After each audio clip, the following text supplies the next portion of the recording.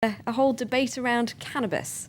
That's on the front page of Le Parisien, which is a city paper here in Paris, and they're also Aujourd'hui en France, Today in France, a national paper. Now, the headline there, we can see it, Dépénaliser, cela changerait quoi? What would decriminalisation of cannabis, what impact would it have on France? So that debate has opened up because, of all people, the Education Minister, Vincent Payon, has come forward and hinted, well, maybe we should have a debate about this. You know, could that be a way for France to go? That led to panic in the Socialist Party ranks, with the Prime Minister, Jean-Marc Ayrault, coming forward straight away saying, no, it wasn't a socialist pledge, we're not going down that road, because, of course, they don't want to fuel splits within the ruling party or in French politics generally. Now, in the inside pages, I was really struck by this in Le Parisien Aujourd'hui en France today. Apparently, they have a couple of maps showing, you know, the situation with youngsters in France. This map, look at it, it shows 24% consumption rate of cannabis within the last 30 days among guys 15 to 16 in France. So that was a survey in 2011. I was like, wow, I should just look at those people on the street walking by a bit differently. Is that more than Holland there?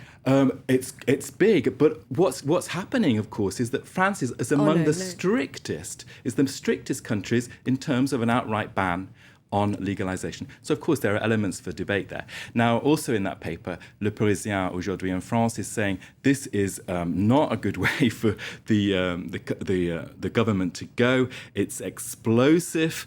You know, there, une fois encore, le cannabis provoque les débats, a big debate. What could be the interest for the socialists in going down this road of a discussion about this when the socialists can't agree amongst themselves about a policy? Look at the cartoon in Le Parisien today. It's hilarious. It shows the education minister running down the road naked, and two blokes are muttering them to themselves saying, well, what's he been smoking? Going around. What is he on?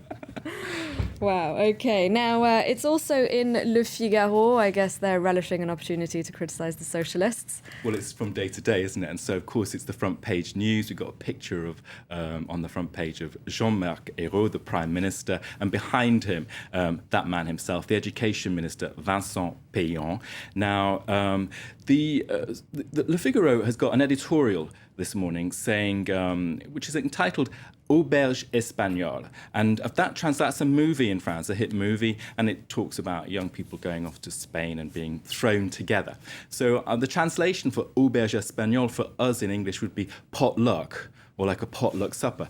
And the editorial in Le Figaro is saying, listen, enough now of this ruling socialist government. What have we got? We've got a potluck supper with everybody bringing their own little ideas to the table. So the education minister is talking about cannabis. You know, obviously, the right are lapping that up, saying, hold on, surveys show that the effect of cannabis on young people is detrimental, but you're the education minister. So, of course, that's pretty much the hot topic today in the French papers. It's also in Libé, but it's not their top story. It's not their top story. It is on the front page of Libé, but Libé's taking a more sedate route.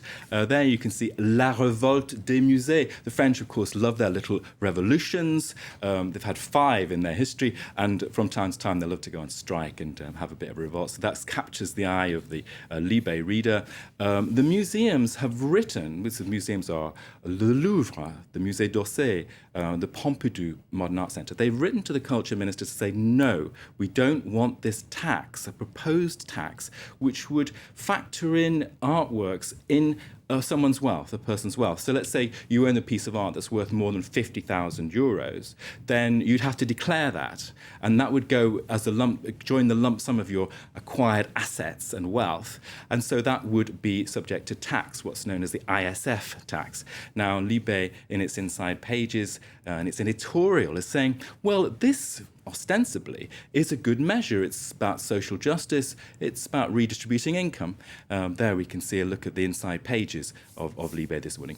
Their editorial is headlined grotesque. It doesn't agree. Remember, this is the left-wing paper saying that this policy approach by the socialists is not right. Why? Because who gains?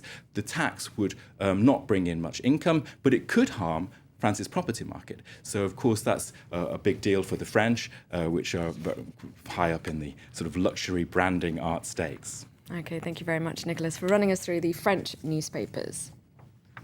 You're watching Live from Paris with me, Claire Pride. Coming up after the break, Focus, and today we head to The Hague, where 3 years after the start of his trial and 5 months after prosecutors rested their case, Radovan Karadzic begins his defence. Stay tuned.